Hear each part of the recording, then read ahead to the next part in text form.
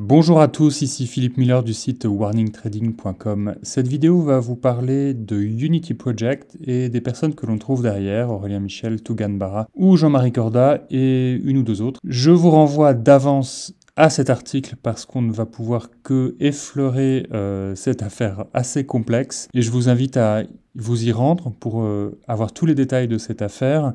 Je m'inspire largement de ce blog très spécialisé et très documenté sur toute cette histoire invraisemblable. Le site Unity Project n'est plus en ligne, mais il existe sur Internet un outil formidable qui s'appelle la Webback Machine et qui archive ce genre de site, donc vous pouvez toujours le consulter et voir de quoi il s'agissait.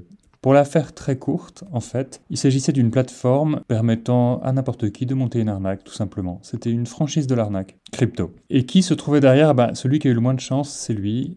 C'est ce Français qui a lancé une collection de NFT et qui s'appelle Aurélien Michel et qui était résident à Dubaï et qui a eu la mauvaise idée de se rendre aux États-Unis où il a été arrêté, mis en examen et il encourt une peine de prison assez importante. Il s'appelle Aurélien Michel. On trouve également un certain Tougan Baranovski qui se fait appeler aussi Tougan Barra plus simplement. Vous voyez que sur cette fiche Trustpilot, il a les cheveux beaucoup plus courts. C'est quelqu'un qui a évolué dans son style. Et sur cette fiche Trustpilot, vous allez trouver énormément de commentaires et d'avis très négatifs. Alors vous pouvez trouver ça paradoxal puisque la note globale est de 4,3.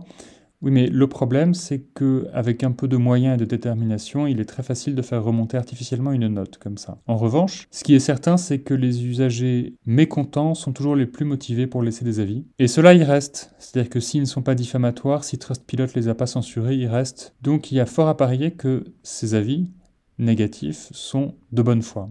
Donc je vous invite à les lire et à y faire attention. Alors ces gens-là seraient liés à un certain Souleymane Mazoul également, qui lui a été impliqué dans une autre arnaque. Une arnaque qui est déjà ancienne. Et le dernier larron, c'est Jean-Marie Corda, alors là qui est un personnage haut en couleur, acteur de films porno, comédien. Et Jean-Marie Corda a eu l'honneur d'être cité dans le rapport de la Miviludes, c'est-à-dire la mission de lutte et de veille contre les sectes. Ça c'est le rapport de la Miviludes de 2021. Donc voici vraiment quelques informations très éparses. Si le sujet vous intéresse, je vous invite vraiment à lire l'article en détail. Vous y trouverez beaucoup d'informations et tout ce que je n'ai pas pu décrire dans cette vidéo. Et il y a vraiment beaucoup de choses. Et si vous êtes victime, vous pourrez également vous inscrire comme victime de ces personnes.